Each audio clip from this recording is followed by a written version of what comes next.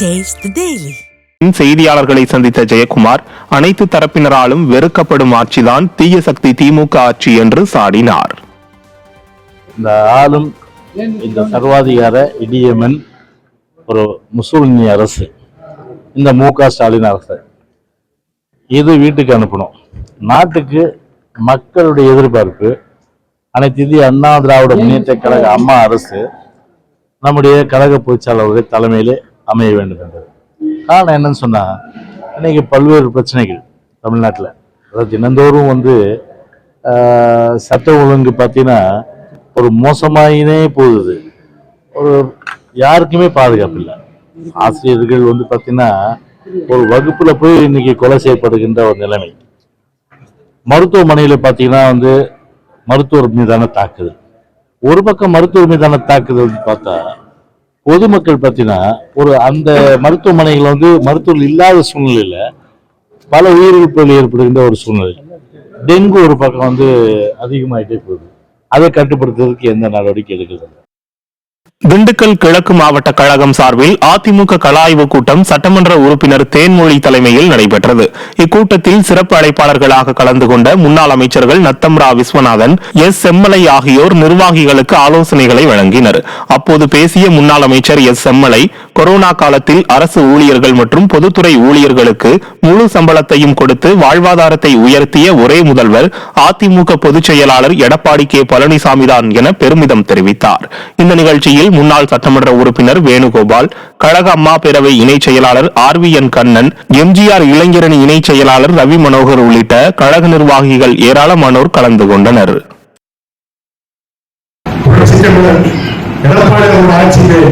Corona வந்தது. இந்த corona காலத்திலே அரசு வருமானம் குறைந்தது.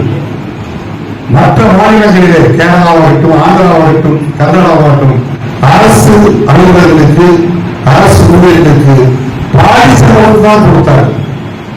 நம்முடைய புரட்சித் தலைவர் எடப்பாடி அவர்கள் எத்தனை விரைவில் ஏற்படுத்தார்கள். அரசு ஊழியர்களுக்கும், அரசு அலுவலர்களுக்கும், பொதுத்துறை ஊழியர்களுக்கும் அந்த காலகட்டத்திலே முழு சம்பளத்தை கொடுத்த ஒரே மாநிலம், ஒரே முதலமைச்சர் நம்முடைய புரட்சித் தலைவர் எடப்பாடி என்பதை தயவு செய்து நீங்கள் மறந்துவிடக் கூடாது. மயிலாடுதுறை மாவட்டம் பிள்ளைபெருமாநல்லூர் ஊராட்சியில் பல லட்சம் ரூபாய் நிதி மோசடி செய்த திமுக ஊராட்சி மன்ற தலைவரை கண்டித்து அதிமுக சார்பில் கண்டன ஆர்ப்பாட்டம் நடைபெற்றது. பிள்ளைபெருமாநல்லூர் ஊராட்சி மன்ற தலைவராக உள்ள திமுகவை சேர்ந்த தீபா முனியசாமி, ஊராட்சியில் கிணறு தூர்வாரியது, தெருவிளக்கு சரி செய்தது என்று மாதந்தோறும் செய்யாத வேலைகளுக்கு ஊராட்சி சம்பந்தமில்லாத நபர்களின் பெயர்களில் ரசீது தயாரித்து பல லட்சம் ரூபாய் மோசடி செய்துள்ளதாகவும், ஆளும் கட்சியினர் என்பதால் அதிகாரிகள் நடவடிக்கை எடுக்கவில்லை என்றும் குற்றம் சாட்டி அதிமுகவினர் கண்டன முழக்கமிட்டனர். முன்னாள் அதிமுக ஊராட்சி மன்ற தலைவர் குமார் தலைமையில் நடைபெற்ற ஆர்ப்பாட்டத்தில் அதிமுக ஒன்றிய செயலாளர் வி.ஜி. கண்ணன், மாவட்ட வர்த்தக அணி செயலாளர் எம்.கே. குமார், ஊராட்சி மன்ற துணைத் தலைவர் ஆனந்தன் உள்ளிட்ட ஏராளமான கழக நிர்வாகிகள் கலந்து கொண்டனர். திமுக ஆட்சியில் அனைத்து அத்தியாவசிய பொருட்களின் விலை உயர்ந்து மக்கள் அவதியடைந்து வருவதாக முன்னாள் அமைச்சர் எஸ்.பி. வேலுமணி குற்றம் சாட்டினார். திருநெல்வேலி சந்திப்பு பகுதியில் நடைபெற்ற மாநகர மாவட்ட கழக நிர்வாகிகள் கள ஆய்வு கூட்டத்தில் முன்னாள் அமைச்சர்கள் எஸ்.பி. வேலுமணி மற்றும் வரகூர் அருணாச்சலம் ஆகியோர் கலந்து கொண்டு பல்வேறு அறிவுறுத்தல்களை வழங்கி தேர்தலுக்கான பூத் கமிட்டி அமைப்பது தொடர்பான ஆலோசனைகளை வழங்கினர்.